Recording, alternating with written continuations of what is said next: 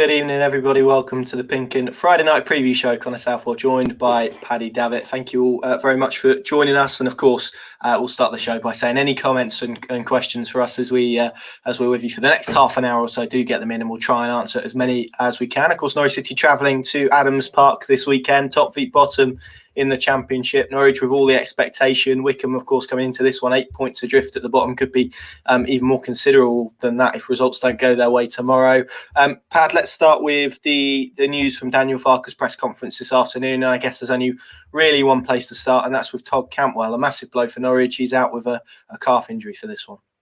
Yeah, and reading between the lines, I think he's probably very doubtful for Brentford, which is a very big game with the utmost respect to Wycombe on Sunday, but Brentford are here at Carrow Road next midweek, and yes, there's a few more days to go on that one, but it didn't sound overly optimistic. I think he said it would be unbelievably unlikely or something along those lines. So possibly ruled out for the next two games. It is a big blow. It's a big blow because, I mean, I saw something he put on social media the other day, which seemed to be cryptically a message to those questioning the amount of assists or goals, perhaps. But for me, there's no doubt whatsoever he's a very influential figure in terms of where Norwich are in the last 4 or 5, 6 games. You know, yes, Pukki's getting headlines, Buendia to a lesser extent, but Todd Cantwell has been equally important, and not to have him available is a blow, no doubt about it. Compounded by a little bit of a question mark around Onel Hernandez, who for me probably would have been the next cab off the rank. Onel has had a dead leg for a day or two, wasn't able to complete training on Wednesday, but obviously the game's on Sunday, so we would hope that, you know, between now and then he's able to declare himself fit. And if he was, I think it's only him or Dowell really who would probably come into contention. I don't think Poeta's going to jump straight from being out to the 18 into the 11. So, and given how influential Onel was in that little cameo at Birmingham, he would be my man to get the nod and maybe keep Mario in the 10 role and Dowell in reserve. So, yeah, it's not ideal. But I suppose if you're Norwich, you'd say they've had it a lot worse this season at various stages. So in the context of how bad it has been and how many key players have been out at the same time, it's not terminal, hopefully. But, yeah, he's not a player you'd want to be without, because it might well be the type of game where, despite their lowly status, it's going to be quite a tough afternoon, I think. I think, as they showed at Carrow Road, they're fearless. There won't be any respecting of Norwich's lofty status, and in those type of games, sometimes it takes a bit of individual brilliance, really, and he's got that in his locker. So, as Mark Robbins said recently when they beat Coventry, he's an unbelievably top player, and there's no doubt he is, particularly at this level. So, no, not a good start to the weekend. But on the flip side, if we want to broaden it out, Ben Gibson looks like he's going to be back and available. Trained yesterday individually. They were going to train later on Friday and then training tomorrow. And Daniel was cautiously optimistic, which I'd take to be code for he's going to be available. So, and I personally would probably put him straight back in. No real reflection on Christoph Zimmermann, but he is that naturally left-sided option. It allows Hanley to revert to his normal position. We know how good those two have been as a pair. So, while on the flip side, Cantwell out is not great, Gibson coming back in, particularly as, again, we saw at Carrow Road, they put on some very big units up front that day, and they were very physical and robust in their approach. And I don't see Gibson backing down if that is the challenge on Sunday. Yeah, I tell you, it makes it even more frustrating when you've just finished writing a column about him as well, and then the news comes that he's injured. But there you go. It's not too bad in the grand scheme of things. But you're right, because he has really been flourishing, I would say, in recent weeks. There was like I said, a brilliant performance at Coventry, the goal at Cardiff more recently.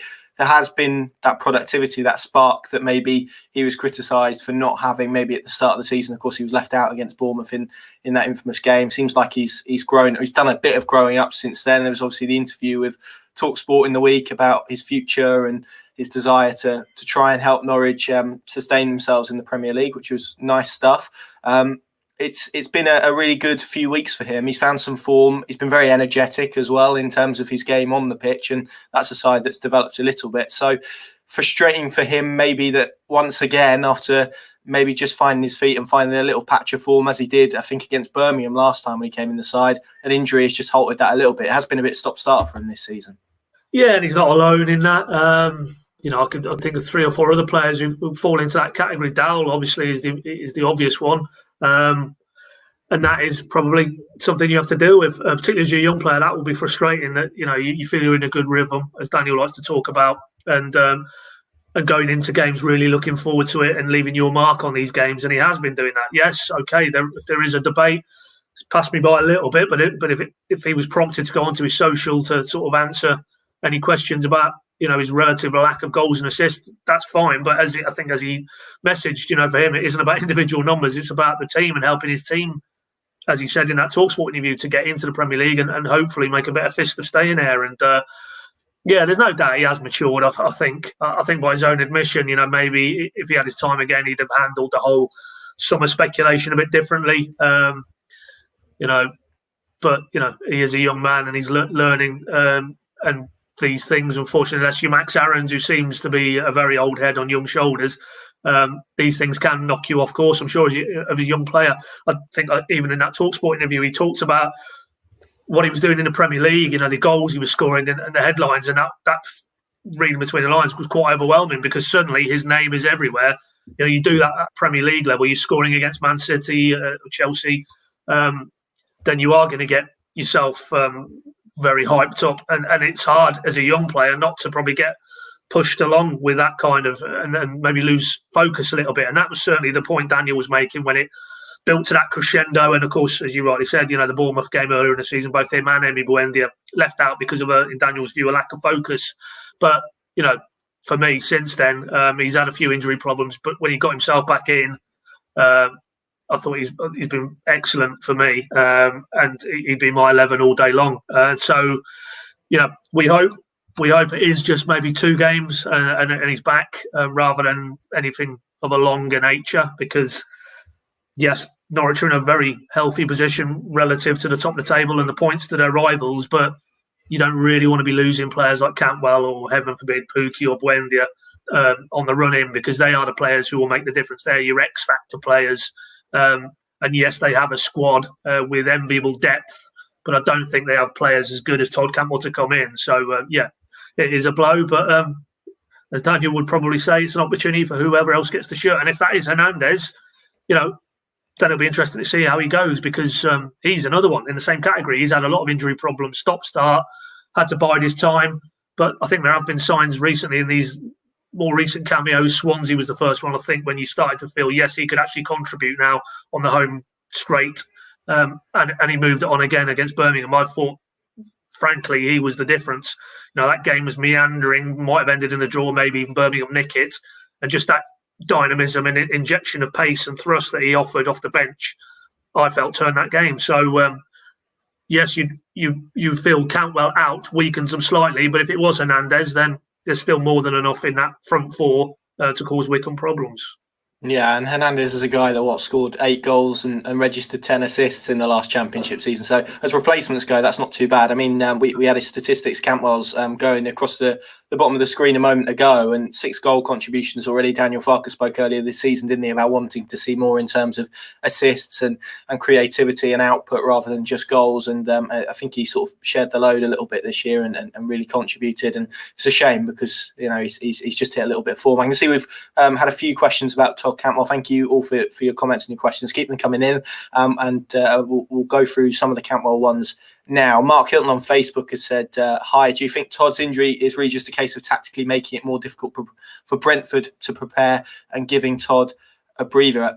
It's an interesting one. Obviously, Ben Gibson was a bit different because he woke up on, last Saturday with a back issue. So we weren't aware of that before we arrived at Carrow Road. I think if Todd Cantwell's fit, he plays, doesn't he? He's in that sort of rich vein of form at the moment that you probably don't want to rest him. And I doubt him being as hungry and as greedy as he is, probably wouldn't want a breather anyway as it was. So I think this is probably a genuine injury concern. And as Daniel said today, from what he said and reading between the lines, it did make him sound extremely doubtful for that Brentford game on Wednesday. It is.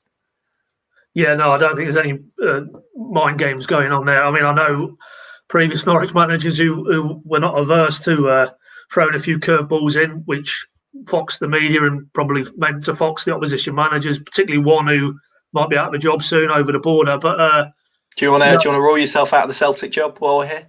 Well, I want to rule myself out. I thought you were ruling yourself out. Yeah, earlier. well, I'm happy. I'm happy to rule myself out. I just wondered if you wanted to as well. No, I'm not going to rule myself out of anything, mate. No. That's probably a lot wiser than me, to be honest. No. Well, I'm just thinking if I can get a nice financial package, I'll be gone. You won't be seeing me for dust, mate. I can happily live in Glasgow, but probably wouldn't be the best in terms of Celtic's progression. I think Frank Lampard was getting linked there, wasn't he? I saw a couple of days ago. But him and Eddie Howe, yeah. Oh, Eddie Howe, yeah, he's turning into the Alan Kirbishley, Eddie Howe. He is, isn't he? Yeah. Every single job, yeah. No, I don't think there's anything untoward with Todd for reasons you state. I mean, he's in such a nice groove.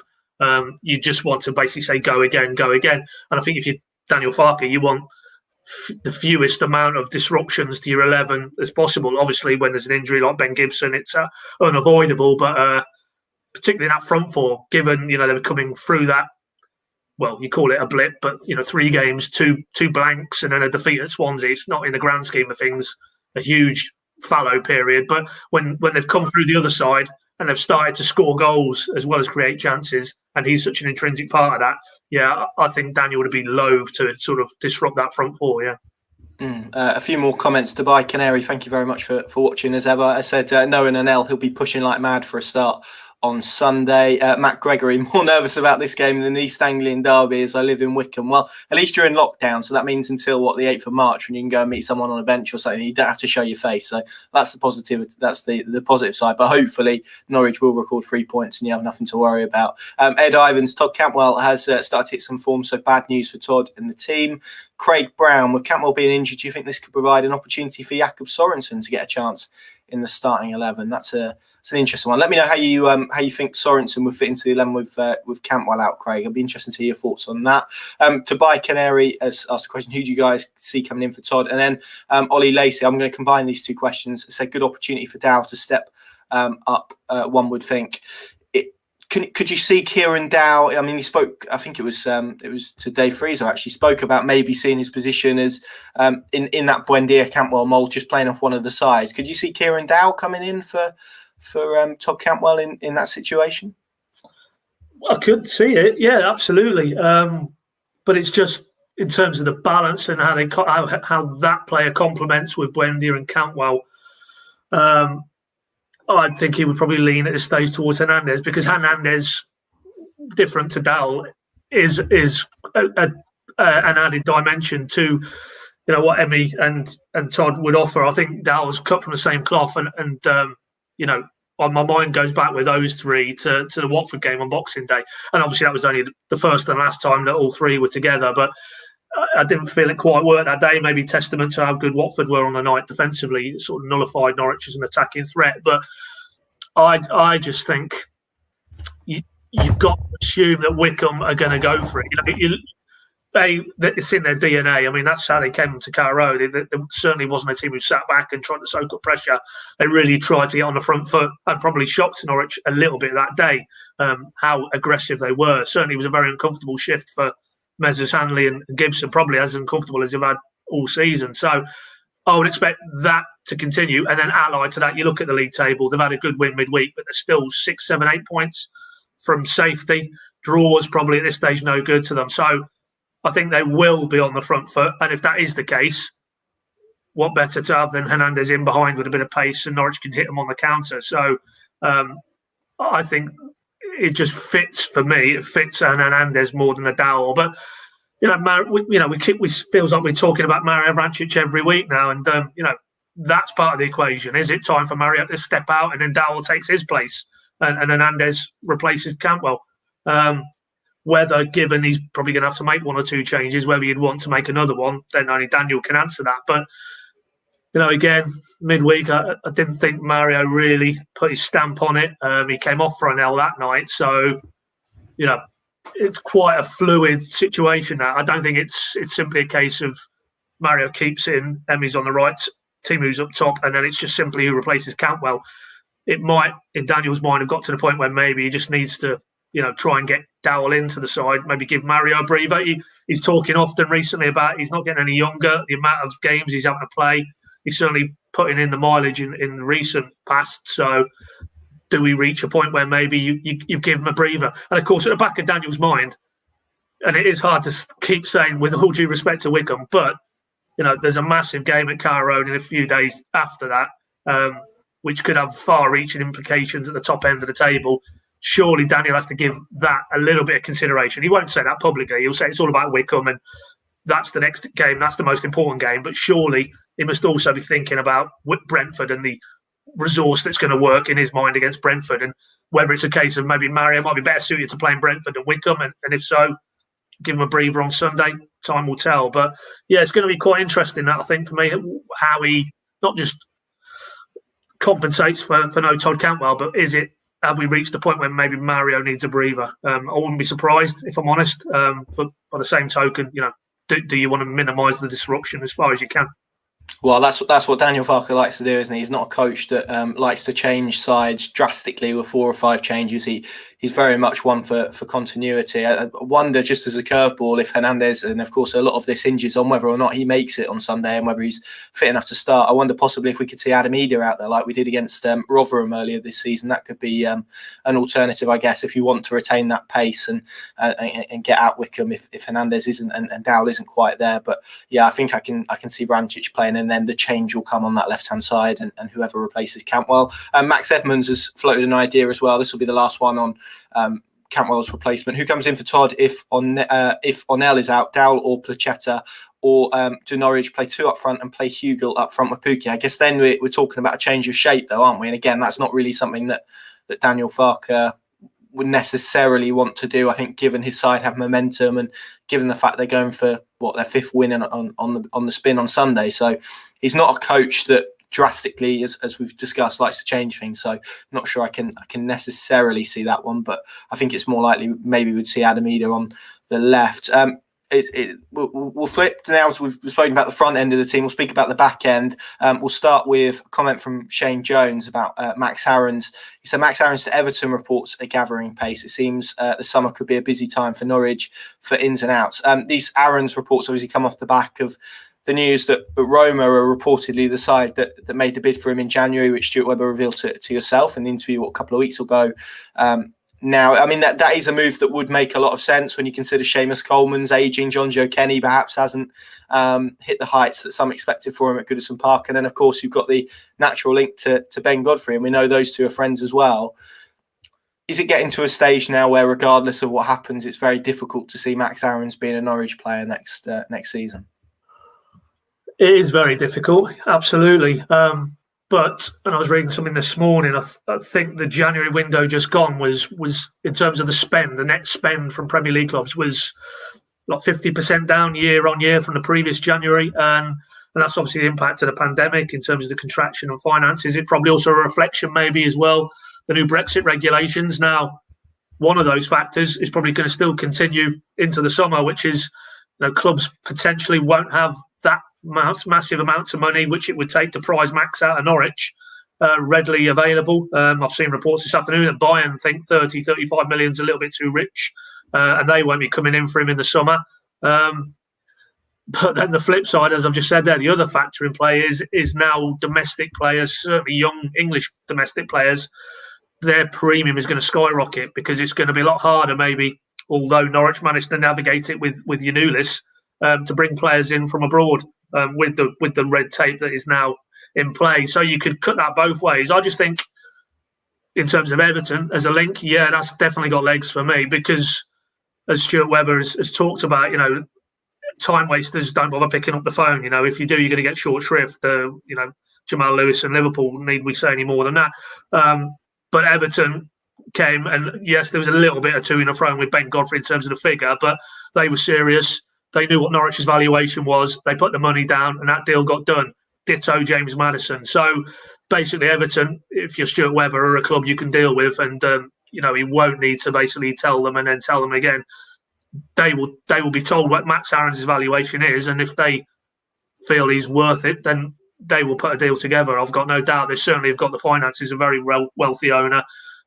Did I see there in the last few days they've got planning permission out to press ahead with that new stadium, hundreds of millions of pounds worth of investment. They're still in the FA Cup quarter-final. they're going well, not beyond the realms. They make the top four and qualify for the Champions League. You don't go out and bring Ancelotti in unless you're serious about taking it to the next level. So that is a club moving places for me. Absolutely no doubt about it. And I think if they put the money down, we don't know because we haven't spoken to Max Aarons about Everton per se, but he will, the things I've just mapped out there, he will see that. He's got good people around him. He will see that probably they are a club on the go. And I'm certain if he was in any doubt, Ben Godfrey will be able to give him an inside crash course on what exactly is going on at that club and how good Ancelotti is to work with and what a massive club they are. The fan base is off the Richter as well. So, yeah, it makes a lot of sense to me, much more so than Bayern or Barcelona or even Manchester United, who I see routinely linked with him. I can see a little bit like Maddison, they're a big club, but we're not talking mega elite at this stage. And maybe at that stage of his career, he goes to Everton. He knows as you rightly said, Seamus Coleman probably coming to the end of his days at Everton. If he goes there, there's a good chance he's Everton's first choice right back next season, and he's playing regularly in the Premier League, hopefully in Europe as well. You go to the elite, are you playing regularly? Even if you're Max Aarons, the reality is you've got more of a chance at Everton. And if he's savvy, as Maddison has shown, you can take your career on to the next level. You can still get in and around the England setup, and then you're still more than young enough to go on and maybe get another massive move later in your career, having had that next stage in your career. So, yeah, I'm a little bit fearful that if Everton do come and are talking serious numbers and willing to put the money down, that deal will get done, yeah. Yeah, I wouldn't be surprised either. I think it makes a lot of sense. And obviously, you mentioned the other clubs linked to him, Manchester United. They've obviously got Aaron Wan-Bissaka, Bayern Munich, who've got so much talent. It would be impossible to name in the time we have here. And then Roma as well, even if they were the club that came in January, still a very big club in Italy as well. So it just goes to show the type of club sniffing around. But we'll park Max Aarons there, and hopefully we'll have to talk about that again until the summer. But I fear the speculation will continue for weeks, if not months to come. Just before we play this Daniel Farke clip on what he said to you today about their defensive improvement and what they felt going into this season would be needed to get promotion, he referenced that quote from the start of this season where he said defensive sides or sides that are defensively solid, reference Sheffield United, tend to have a bit more joy in staying in the Premier League first year. In terms of Norwich City defensively, how much of an improvement has that been? We saw it maybe midweek wasn't the best example with some of the chances they gave away, but certainly with that Gibson-Hanley partnership, and I would say if Gibson's fit, it's probably highly likely to be revived again on Sunday. How better have Norwich City looked defensively this year? Oh, no question. Yeah, I mean, not a huge man for stats, if I'm brutally honest, Connor, but they are now on 12 league clean sheets. That's one less than the 13 they managed in the entirety of the title-winning season. You would think, given the amount of games left, they'll surpass that. So, that tells me, and we'll listen to this clip now, maybe discuss it in a bit more detail, but there has been a shift in Daniel Farke's thinking, no doubts about it. And it isn't, it's obvious to focus on the two centre-backs, but Daniel will tell you it's Ollie Skip in front as opposed to Leitner and Tribal. Kenny McLean as well as a good defensive screen. And they just look a far more pragmatic side maybe than the team 2 years ago who would blow teams off the park in a burst of goals and attacking brilliance. And there's factors for that, and we'll listen to those now from Daniel. But there's no question. This isn't the Norwich of 2 seasons ago, and one of the key differences is far more defensively pragmatic. Yeah. And here's what Daniel Farke had to say earlier today. We'll discuss a bit more after this clip. So we are still one of the best attacking sides, so creating the most chance in the whole league. I think one of the best attacks and with the most goals in this league. But we also got the feeling it's important also to be unbelievably solid also in terms of defending. This was also a major topic. We got the feeling, so if we want to be successful during the season, we need to be absolutely solid at the back and to make sure that we're also capable to return back to the dressing room with a clean sheet or sometimes just with one goal lead. And this was quite crucial. But also a bit like the mid and the long-term topic that you mentioned. I already spoke quite honest and transparent before the Premier League season starts.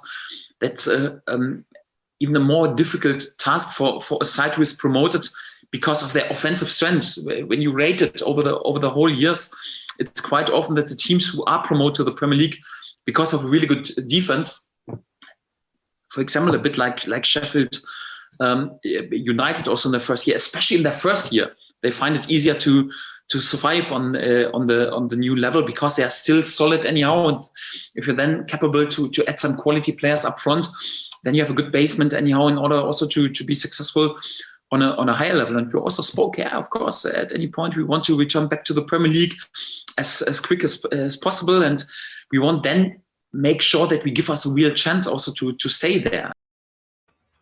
There you go, Daniel Farke on Norwich City's defensive improvement and maybe how the side have changed this year as compared to 2 years ago when they won the title, of course, and got to the Premier League. Pat, I remember us sitting down and going to speak to Stuart Webber last summer, and he mentioned how their recruitment would be a lot more about variation, different options, more physicality he wanted in the side. I remember watching some of those games after Project Restart, and it was really it was really clear to see how much bigger sides were. West Ham in particular seemed like a team of giants compared to Norwich City. This year, when you look at some of their recruitment, Ollie Skip has provided energy, Ben Gibson's added a bit more physicality, Jordan Hugill as well. There's been quite clearly a shift in the terms of what players Norwich City have targeted and also the way that they've moulded their team. This is a much more robust and defensively refined Norwich City team as to maybe ones that we've been associated with Daniel Farke in the past.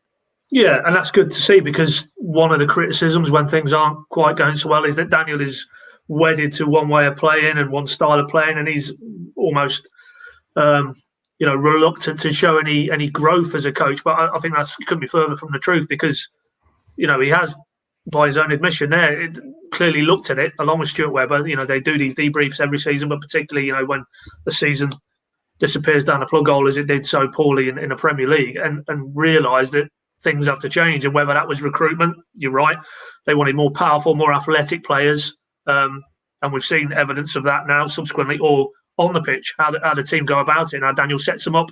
And he reiterated again today, and it's true, clearly the focus or the primary aim was for this season and to get out of this league. But ultimately they're taking those type of decisions, strategic decisions, with a view to getting back into the Premier League and then making a far better fist of it than they did two seasons ago, as it will be. And, it is interesting that, if they were to seal the deal now, then you would feel they are better equipped to be a bit more defensively robust. But he did make the point, and obviously it's been underlined by, how poor Sheffield United have been second time round, that alone isn't going to be enough. You do need to add a little bit of attacking quality as well. But they're probably thinking it's a bit easier to do that from a more solid defensive base, which, those players, Gibson obviously will become a permanent deal. Yanulis will become a permanent deal.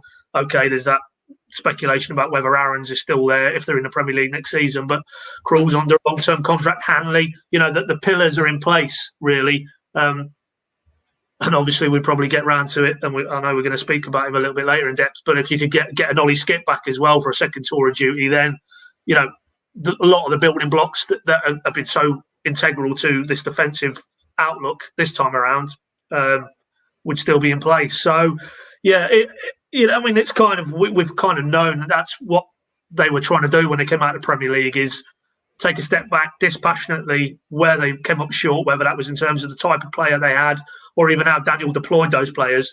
And then they've tried to do something about it while still obviously trying to hit the ground running and come back at the first attempt, which, as Daniel will tell you, is very, very difficult to do. In his time in England, only Fulham have come back immediately the season after they got promoted, relegated, and even then that had to be via the playoffs last season, beating Brentford at Wembley. So it's an incredibly difficult challenge they've taken on. We don't want to jinx it, but it looks like they're on the cusp of achieving it, and then we'll see if the recruitment and if the way Daniel has gone about it come together and allows them to have a fighting chance. It'll still be incredibly tough, obviously. Goes without saying, Norwich to stay up in the Premier League is always going to be a tough ask, but they're definitely going to be better equipped. And a lot of that is probably down to having had that first experience, whether you're Stuart Webber, his first time in the Premier League, Daniel Farke, most of those players, they will be better second time around because they'll know a little bit more what it's all about. And it's good that they still have that attacking output, don't get me wrong, but I think if this is about, as Daniel says there, mid to longer term, much better that they go up basically forged on a very strong defensive unit than 2 seasons ago, where it was you score 2, we'll score 3, which unfortunately proved to be a policy that wasn't built to last in the Premier League.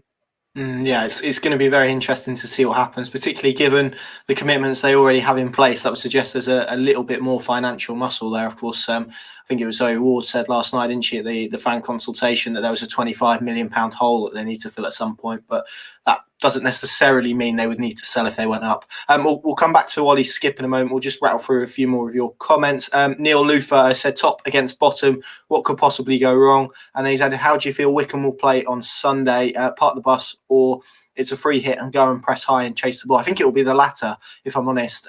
We certainly saw that approach at Carrow Road. I remember Uche Ikpeazu coming on and causing Norwich City problems. But they were probably unlucky not to get a point. It was a Mario Vrancic free kick in stoppage time. You may recall that actually won Norwich City that game. So it was a very hard-fought win for Norwich. Particularly given Timu Pukki scored a relatively early goal. So they'll make it hard work. They're a team scrapping for their life.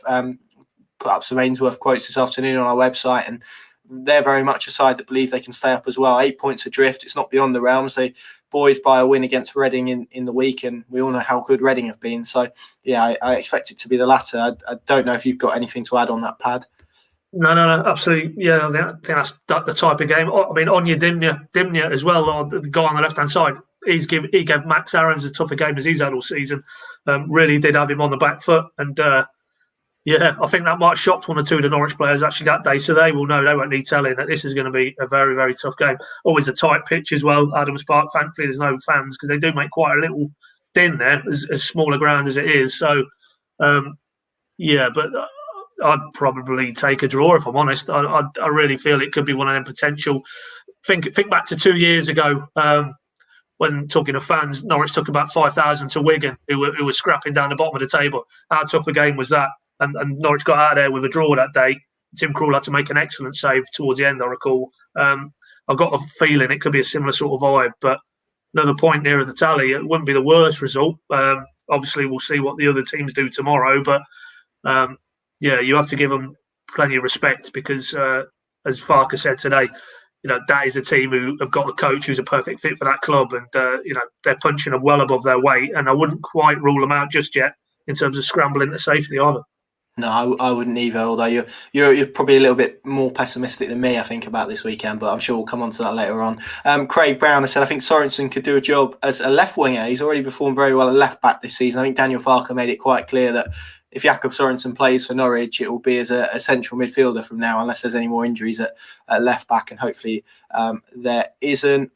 Alex Parfit, again, asked a question kind of about our discussion earlier. Do you think it's possible to see a little bit more rotation, maybe rest Skip for Sorensen, Vrancic for Dowell, etc., for Brentford on Wednesday being such a big game? Can't see it.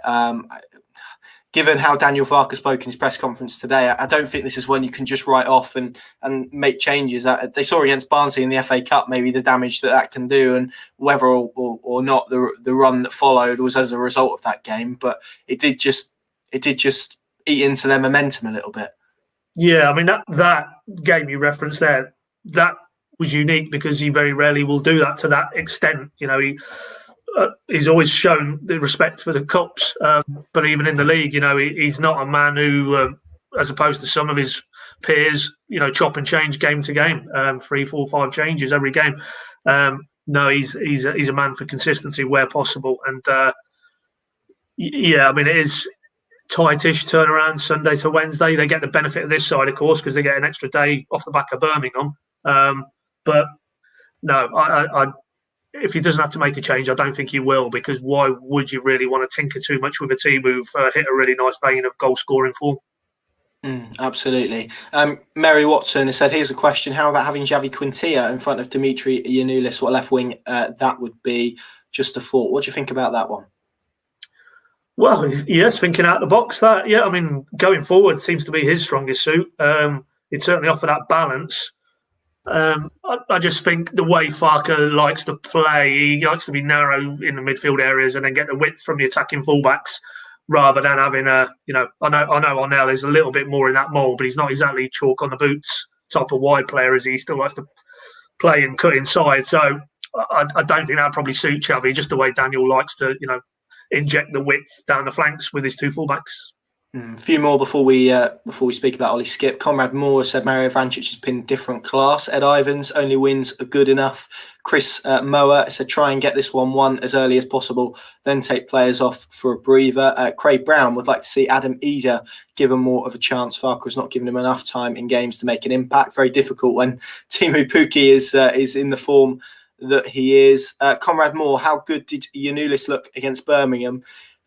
It's been quite a step forward for him, hasn't it, in recent games, Dimitris Giannoulis. I think we're slowly but surely beginning to see his quality as he begins to adapt to English football. Absolutely, yeah. And, that was the pedigree that all those clips would have told you that he brings. This was a guy who played in the Champions League and the Europa League earlier this season. He's got 11, 12 caps for Greece. A high-grade option for Norwich in the Championship. No two ways about it. And clearly his strongest suit, like Quintilla, is going forward. It was his width that led to that first goal on Birmingham for Teemu Pukki. And we've seen more than enough evidence to show that going forward he's definitely offered something that Norwich didn't really have with Sorensen, maybe even with Quintilla prior to. So yeah, it's good. I mean, I still have one or two reservations defensively with him, but it's not. I mean, physically, he looks like he's got the presence to handle that.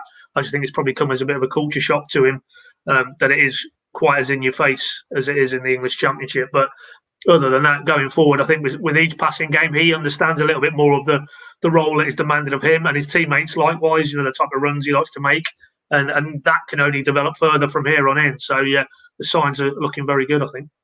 From one loanee to another, here's what Daniel Farke had to say about Ollie Skip this afternoon. The Spurs loanee really catching the eye. Of course, scored his first senior goal in the week against Birmingham as well. Daniel Farke, full of praise. Here's what he had to say. More or less his first proper senior season anyhow, playing day in, day out. It's also good for his developing and for that I have to give him many, many compliments because he shows consistency in his performance in his more or less first real proper senior year. Reminds me a little bit to Max Aaron's first season when he delivered with unbelievable consistency, nearly without any mistakes, always available, never injured, never ill.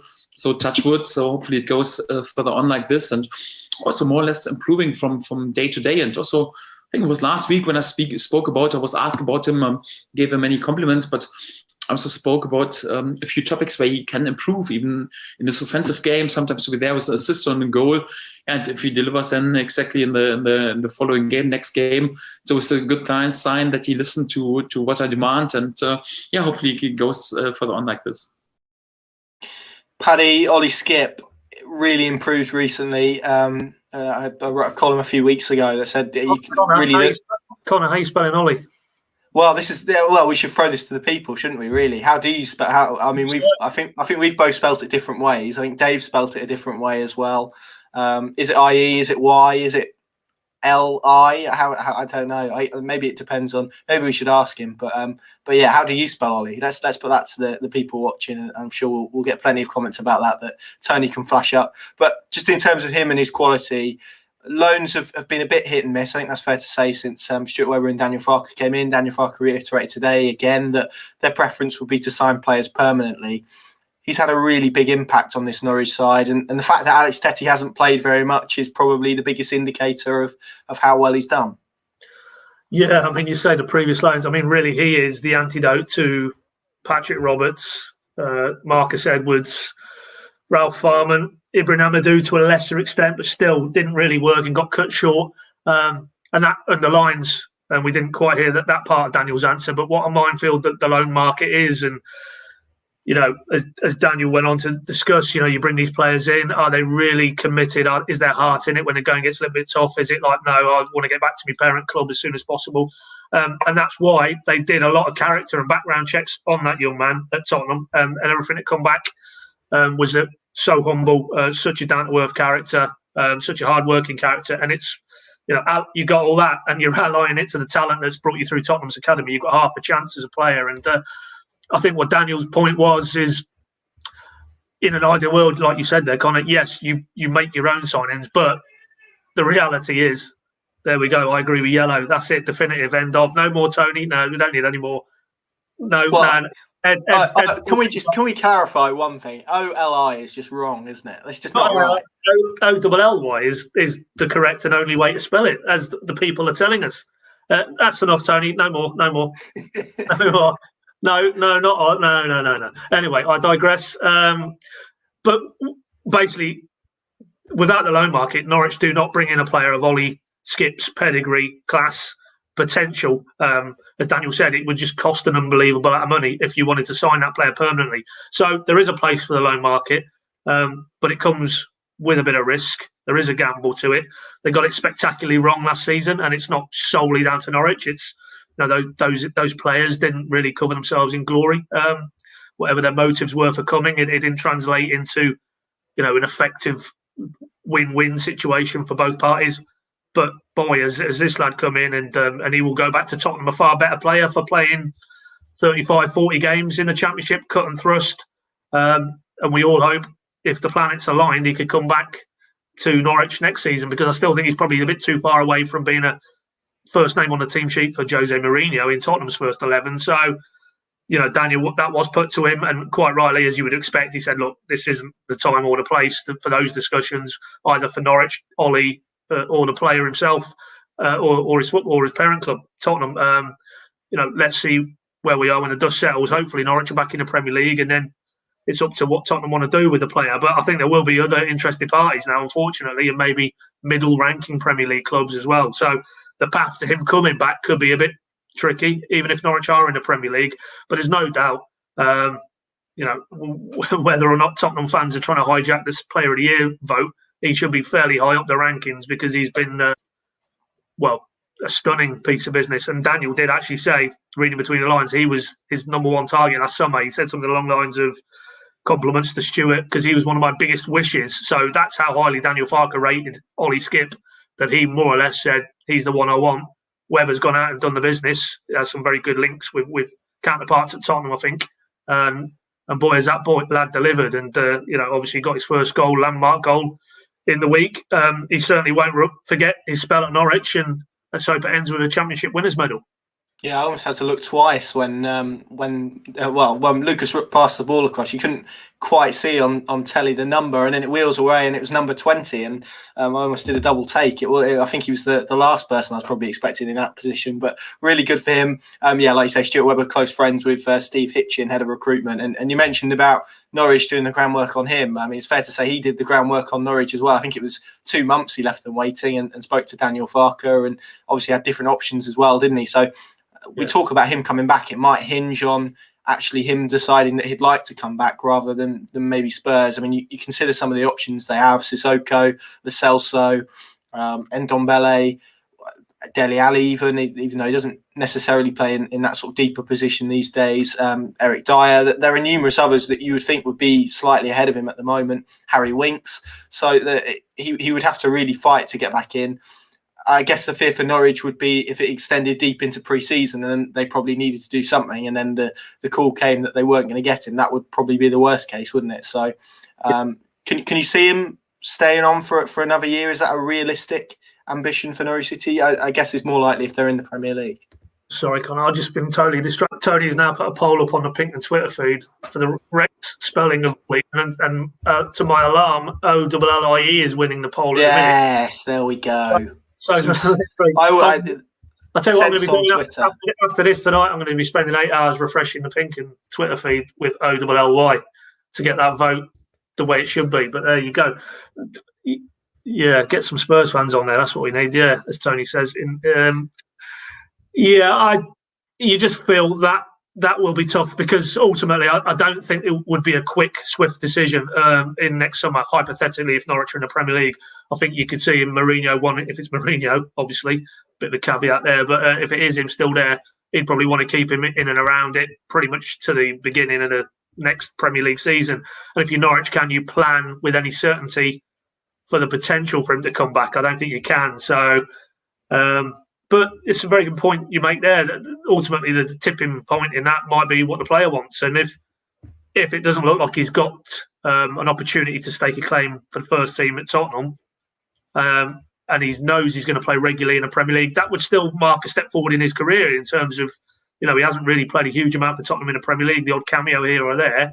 He knows Norwich in the Premier League is a good opportunity to play the thick end of a 38-game season. So a little bit like we talked about earlier with Max Aarons and James Maddison, that self-awareness about where they are as a young player in their careers and what the next step is to get them to where they ultimately want to be. Is it better for his development to be in and around Tottenham's squad but not playing regularly, or playing for Norwich in the Premier League? But my only fear would be, because he's been so good this season, the word will be out anyway if it wasn't already, and plenty of middle-ranking Premier League clubs would fancy a bit of Ollie Skip as well. So, yeah, if there was competition for him this past summer, I think it'll be that and more again next summer. So probably best not to get our hopes up yet, I think, subject to obviously getting back to the Premier League.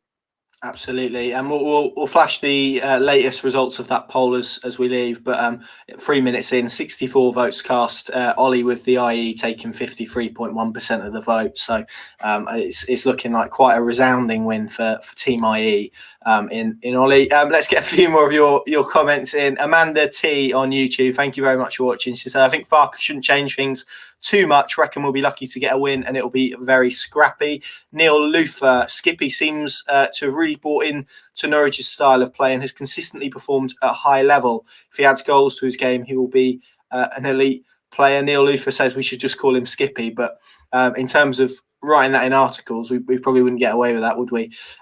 Craig Brown, again with a question, do you think Norwich could bring Skip back on loan next season? We've discussed that one, and then lots of people with their Ollie suggestions as well. Let's see if we've got any more questions in amongst these. Dan has said, my player of the season, talking about Ollie Skip. Ed Ivins, would Tottenham not trust Norwich more than any other club as we were playing week in, week out? I guess it's the level of side he would be playing in, I guess. But like you say, if there's a mid-table Premier League club, then that is a big step up from Norwich and playing in the Championship. Max Edmonds has asked a different question, which I'll throw your way, Pad. What's the odds on Buendia staying if Norwich are promoted? God, can't see it. Yeah, Arsenal are being linked heavily, and you could see him. I watched a bit of them last night, and you could drop him into that side, no problem at all. He clearly is an Arteta type attacking player. I don't quite know not really followed it too deeply, but they went out and brought the lad in Odegaard from Real Madrid. If that's just a loan, and he's going back to Real Madrid come the end of the season, then clearly that's a space in the team they'll need to fill. So, yeah, But again, whether Arsenal would put the money down that Norwich want, I think Stuart Webber, by his own admission, last January, the January just gone, there was one decision to make, and that was Max Aarons potentially going to an overseas club. I think there'll be a few more decisions to make this time around. I think there'll be far more tangible interest in those two plus Cantwell, given what they've done this season. And then it just comes down to the numbers. If a club is willing to match their valuation, and the player fancies it, and as Stuart said, it has to be a club they feel is progressing that player's career as well. It isn't simply, as he used quite pertinently, like with the Murphy and Pritchard example, just to send them on the way. They want to try and show that as a club, Norwich can develop players and move them on to the next stage, like Maddison, like Godfrey is doing at the minute. So there's a lot of moving parts to these things, but yeah, it just feels like maybe, alas, as Daniel said of Maddison, there comes a point where these players outgrow Norwich, and it's nobody's fault. It's just the natural evolution and where the player is in his career and where Norwich as a club are. And I think that might be the point we reach with Buendia this summer, because you can imagine what, the numbers he's on now. If he bags another few goals and assists and is the standout player creatively in the Championship in a market where domestic players or domestic settled status players are highly coveted because of the whole Brexit scenario in terms of signing overseas players. I don't think there's many better options than him who aren't a top six club in the Premier League in this country as it stands. So, yeah, I think we might want to enjoy him while we can.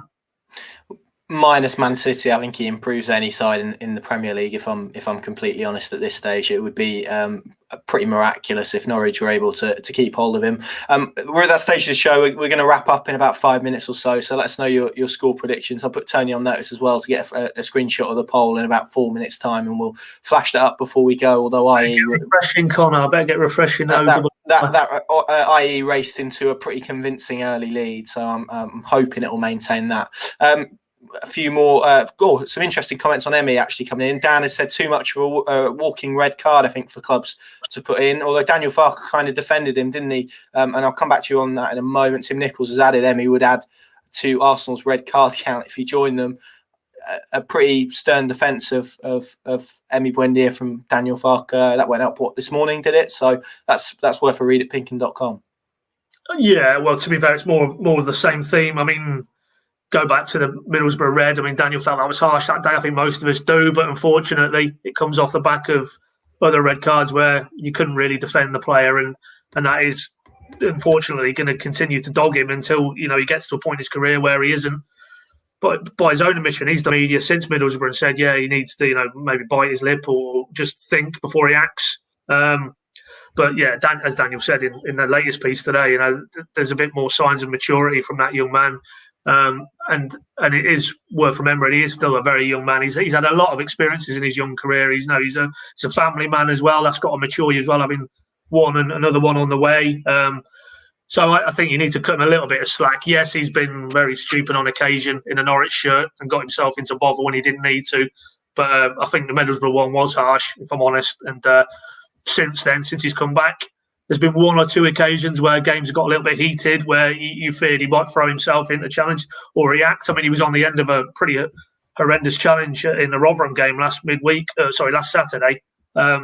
He managed to get up and get back into play, but maybe the Emi Buendia of old, the mist would have been up, and the next time the ball came near him, we might have seen a rash challenge. But let's reserve judgment for a bit longer yet, because he does go through periods where he looks like that's behind him, and then there'll be an eruption. So maybe if we get to the end of the season and he's kept his nose clean and steered clear, then we can maybe say that's behind him in his career. But he's always going to have that until he proves over a prolonged period that that's no longer in his game. I didn't really anticipate speaking about Emi Buendia for this long, but just two more points to add to what you've said there. A benefit of the way he plays and that knife edge that he plays on. We saw it against Stoke, the way he pressed and won the ball and essentially created a goal from nothing, didn't he? So that you want to eradicate the red mist coming down without completely sort of curbing that enthusiasm and that energy that he plays with out of possession, because it's what makes him such a exciting player to watch at times. And equally, that there have been some challenges that I've watched, not just against Norwich, but in the Championship more generally, where you can't help but feel if that's Emi Buendia, he's probably getting a card. So that reputation, I don't think, is helping him either. I mean, the fact the first two comments we got, and again, not a criticism to the people that commented, because completely valid, but it just shows the reputation he's building, and maybe people are starting to pay attention to that. I remember, or it would have been Norwich's promotion campaign under Paul Lambert 10 years ago, and Grant Holt had won a few penalties in succession, and then Neil Warnock, who was QPR manager at the time, made a remark. I don't know if you remember this, Pad, made a remark about him going down a bit too easily, should we say, and then I think it was the next week he should have had an absolute stonewall penalty and the referee didn't give it, and maybe that was a reason. But these sort of reputations that players have and remarks from managers sometimes can make it a little bit harder for players that like to play on a knife edge like Emi Buendia. Well, absolutely, and ultimately it's human nature, and those referees and officials are not immune to pressure from the sidelines or pressure from opposition players. I mean, I keep referencing the Middlesbrough one, but we were close enough to Middlesbrough's backroom staff, and they were bawling at George Saville, who was the player involved in the second yellow card incident, to stay down and roll around, and it's pretty unsavoury stuff. But they would say, well, that's at that level. What it's about, any advantage they can gain, they're going to gain it. And if Emi Buendia is stupid enough to fall for it, then so be it. But I do think he was a little bit unfairly judged, and that is probably part of his reputation. Now, of course, an official's never going to come out and say he was influenced by what that guy has done before, but it is human nature that at the back of your mind, Emi Buendia is in the middle of another skirmish, having, been booked in the first half for a pretty poor challenge on Johnny Howson. So, neither is he completely blameless or completely culpable. The measure is always somewhere in between. He now needs to control what he can, which is to extricate himself from those type of situations as much as he can, while, as you rightly say, not curbing that element of his game which sets him apart, because he's got the talent and the technique, but he's also got that hunger as well, which is in him and is driving him on to, as we all feel, probably a very, very good career. There you go. You can see some of the score predictions on the screen. Max Edmonds, 2-1 Norwich win with Pukki and Buendia to score. Amanda, Norwich 1, Wycombe 1. Ashley Barley, Wycombe Wanderers 0, Norwich 4. Ed Ivans, Hart says 2-1 City. Head says 1-1 draw. Leon on YouTube, Pukki hat-trick on Sunday. Alex Parfitt, Wycombe 1, Norwich 8. Well, if that's the score, then I'll wear a pink hat on this broadcast next week. How about that?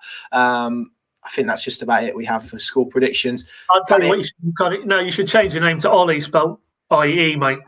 I mean, that's a pretty resounding start in terms of our poll on Twitter, and you can go and vote on it yourselves after we finished here in the next minute or so. What's 21% Ollie with an OLI? What's that all about? It shouldn't even be in the poll. To be fair, Ollie Norwood, as someone pointed out earlier on, he spells Ollie like that, doesn't he? OLI, but there must be a secret OLI cult somewhere voting on that. Thinking about it, Connor, wasn't Ollie Johnson OLI? I think it was. Yeah, it was. But there you go. It's a pretty resounding. Resounding when the polls only just started. Well, it's a resounding start. Has Brexit told you nothing? These things can change quite quickly, especially when I start hitting refresh. Yeah, very true, very true. Of course, you can go and change that. All our viewers watching this, Paddy. Let's finish then. As people point out, Ollie Johnson, and yeah, you'd be absolutely spot on with that. There's the sort of graphic flashed up in front of us. Norwich 4 wins on the spin, go into this game top of the table. They'll be top of the table regardless of what happens tomorrow with the other results. Beat Birmingham 3-1 in midweek. It's all looking very positive. How do they make sure that they go into this game and get another positive result? And again, finally, let's get your thoughts on how you see this one going and your score prediction as well. Well, firstly, Tony's going to have to be fired because he's got FA Cup 4th round on the top of that graphic. What's that all about? That's poor, that, isn't it? That's poor, yeah. If he spent less time messing about with polls on Twitter and doing his job, we'd be all right. Clearly, it's not the 4th round of the FA Cup. It's the Championship, and there's 3 points at stake. And I just feel it's no reflection on Norwich, but in any given sort of run-in, I think we can now start to say we're on the cusp of the run-in. You're just going to get these really, and you look at the league table beforehand, and you think, well, there's only one outcome, surely, but that isn't football, and that certainly isn't the Championship. And I just think they will be desperate, and they will also be boosted by what they've done in midweek. You know, they've beaten a Reading team going in the playoffs, and they were down to 10 men for 25, 30 minutes. So there we go. Well done, mate. So to me, it's one of those really hard, scrappy affairs, and Norwich will have to roll their sleeves up and be quite willing to sort of match that physical intensity, which I'm sure they will try and generate. Because under Ainsworth, that's what we saw at Carrow Road. It was a very, very difficult assignment that day, and it needed a bit of Mario magic to get the win. I fear it might be something similar this weekend. But as I say, for me, a draw isn't the worst result. Even if those other teams close the gap a little bit tomorrow, it's still, as we can see from the table there, 7 points as it stands. Norwich come out of this weekend, 5 points, 6 points clear. Ahead of a massive game against Brentford. That I don't think that's the worst result. Yes, of course, you'd like to put another W in the column, but I'm not paying too much heed to the team in first playing the team in 24th. I think it's going to be a lot more evenly balanced affair than that on Sunday at Adams Park. Absolutely. In terms of other Championship games this weekend, Derby playing Forest tonight, of course, in the Derby. Then tomorrow at 12:30, Bournemouth or Watford, which is going to be a tasty one, I think, for lots of reasons. Jonathan Woodgate, of course, appointed interim manager there till the end of the season. Blackburn against your boys, Paddy Coventry. Rotherham face Reading, Preston Huddersfield, Barnsley, Millwall, Swansea play Bristol City, Luton Sheffield Wednesday, Brentford against Stoke, Birmingham against QPR, and Middlesbrough against Cardiff, before obviously Norwich Wycombe on Sunday. You'll be going to Adams Park, Paddy. You'll be there with Dave, Pinkin.com, of course, for all the coverage, live action analysis as well from that game. Our live blog's a nice second screen if you're going to be watching it on TV this weekend, as I suspect many of you will be, of course, as we're all stuck in at the moment. But just to finish with Paddy, some positive news from Ben Kensall last night about getting fans back into the ground. Let's end on a positive note. This seems very positive about getting at least 2,000 fans back in for the run-in. No, I mean, in this regard, bearing in mind the previous pilots, the Preston game, Sheffield Wednesday, Nottingham Forest, Norwich have been very proactive and able to deliver from all reports very successful pilot events. I think prior to the sort of the tighter restrictions from mid-December onwards, I think Norwich were hoping and certainly had plans in place. They could have gone to 4,000, 6,000, 8,000 fans and quite easily comfortably accommodated that in terms of the health and safety protocols around, social distancing and wearing of masks and so on. So in that context, the mechanics are there still to if they get the green light, and there is pilot events allowed in the EFL in April and May. Norwich will definitely be one of those clubs, I'm sure, based on the fact they've already successfully delivered previous pilots, that would be able to get fans in. And, it's not the same. We're coming up to the year anniversary from that last full Carrow Road, full house against Leicester, the 1-0 win, Jamal Lewis. So that's a poignant anniversary for a lot of reasons within the context of football and the pandemic.